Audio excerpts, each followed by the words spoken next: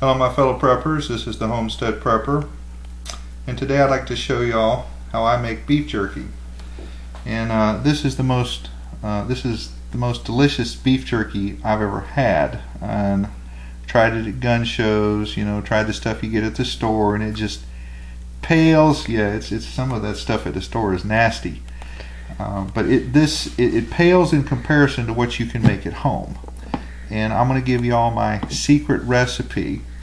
And like I said, I've had beef jerky made by other people too, and it just never quite measures up. The main ingredient, which I'll write out what the ingredients are, but the main ingredients are soy sauce, Worcestershire, a little bit of liquid smoke, lemon juice, garlic, pepper, and then I'll show you what the secret ingredient is. But what I do is I get about 2 pounds of lean beef, round. If you can get the store to cut it up for you with their meat slicer, it usually comes out a lot better. I had to do this by hand because the place we got this, they do it by hand. So if they're going to do it by hand, or if I'm going to do it, I'm going to do it myself.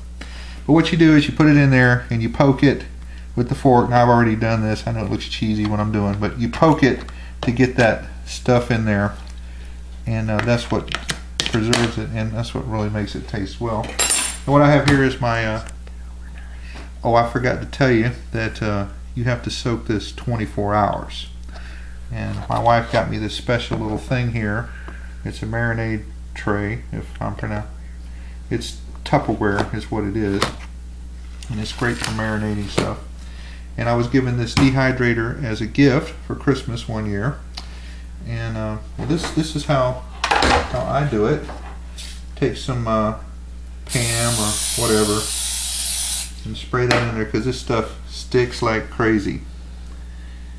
And you just put it on there. I mean, now you can do it in the oven. I've seen people do it in the oven, and you can also stick some sticks in the ground outside and build you a low fire and smoke it that way.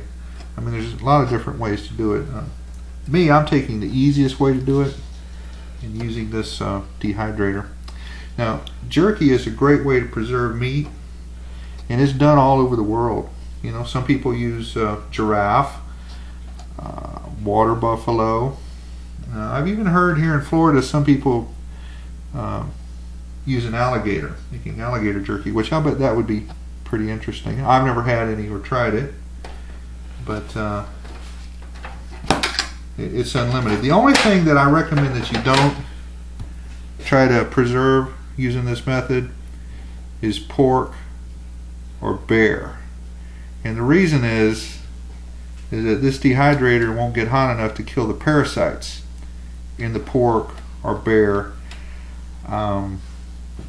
If you were in a survival situation and you had a large quantity of bear or pork or something like that, what I would do is I would thoroughly cook it. Now, I know you're not supposed to cook beef jerky, you're supposed to dry it. I'm talking about survival. I would cook it, and then I would soak it in salt solution, which I might do another thing where I do primitive beef jerky.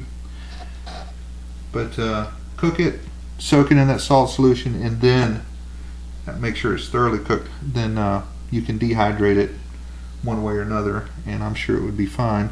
But you definitely don't want to get any parasites. Now, I think the pork that you buy at the stores that comes from regular farms, they give the hogs some type of I don't know, some type of medication that keeps them from developing parasites and whatnot. Anyway, I want to put this on, and just wanted to give you all a few things. Oh, I forgot to tell you the secret ingredient here. Morton seasoned salt. Now, you can use any type of salt you want. You can use regular salt, iodized salt. You can use Lowry's. I mean, there's a bunch of stuff out here. This is what I use, and I'll give this in my description box. Okay, that's all. It's easy to make, and it's very good. Homestead Prepper out.